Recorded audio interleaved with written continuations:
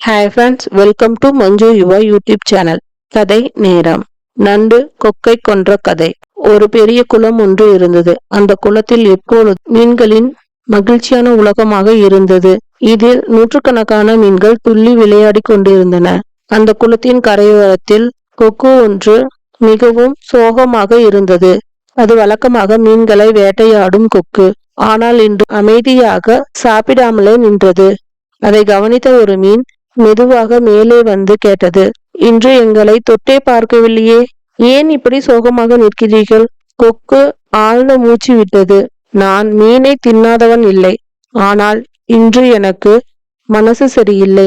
மீன் பதறியது. ஏன், என்ன ஆயிற்று? கொக்கு சற்று தயங்கியபடி சொன்னது, இங்கே ஒரு மீனவன் வரப்போகிறான். உங்களை எல்லாம் வலையில் பிடித்து கொண்டு போய்விடுவான். அதை கேட்ட மீன் நடுங்கியது. அது உடனே உள்ளே சென்று எல்லா மீன்களுக்கும் செய்தியை சொன்னது. நீங்கள் தான் எங்களை காப்பாற்ற வேண்டும் என்று கெஞ்சியது. கொக்கு உள்ளுக்குள் சிரித்தது, ஆனால் வெளியே இரக்கம் காட்டியது. நான் வயதானவன், மீனவனிடம் சண்டை போட முடியாது. ஆனால் உங்களை எல்லாம் வேறு பாதுகாப்பான குளத்திற்கு கொண்டு போகலாம் என்றது. மீன்கள் நம்பி ஆபத்தை சொன்னவனே உபாயத்தை சொல்வான் என்று எண்ணின. அதன் பிறகு என்ன நடந்தது தெரியுமா? கொக்கு ஒவ்வொரு நாளும் ஒரு மீனை வாயில் கவ்வி பறந்து, ஆனால் அது வேறு குளத்திற்கு போகவில்லை. ஒரு பாறையின் மேல் போய் அந்த மீனை தின்றுவிட்டது. இவ்வாறு பல நாட்கள் சென்றன.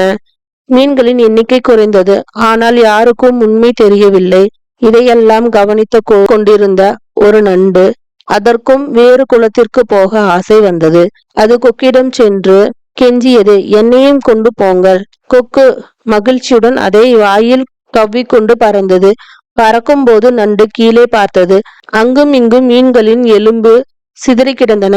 அந்த நொடி நண்டுக்கு உண்மை புரிந்தது. ஐயோ, இது எல்லாம் வஞ்சகமா? உயிரை காப்பாற்ற வேண்டும் என்று யோசித்தது. கொக்காரே, என்னை மீண்டும் பழைய குளத்திற்கு கொண்டு போங்கள். அங்கு எனக்கு பல உறவினர்கள் இருக்கிறார்கள், அவர்களையும் அழைத்து வரலாம் என்றது நண்டு. கொக்கின் கண்கள் பிரகாசித்தது. ஆஹா, அதிர்ஷ்டம் என்று எண்ணி திரும்ப பறந்தது. குளத்தின் அருகே வந்ததும் நண்டு தன் கூர்மையான கொடுக்கால் கொக்கின் கழுத்தை ஒரே நொடியில் துண்டாக்கியது. கொக்கு கீழே விழுந்தது. நண்டு குளத்திற்குள் குதித்து உயிர் பிழைத்தது. இவ்வாறு வஞ்சகத்தை உணர்ந்த நண்டு புத்திசாலித்தனமாக உயிரை காப்பாற்றி கொண்டது. அபாயம் சொன்னவனிடம் உபாயம் கேட்டால் அந்த உபாயம் அபாயமாகிவிடும். வஞ்சக மனத்தோடு சொல்வது நன்மை போல தோன்றினாலும் அதில் மறைந்திருக்கும் அபாயம். எச்சரிக்கையுடன் யோசித்து முடிவு செய்வதே புத்திசாலித்தனம். நன்றி. தேங்க்ஸ் ஃபார் வாட்சிங்.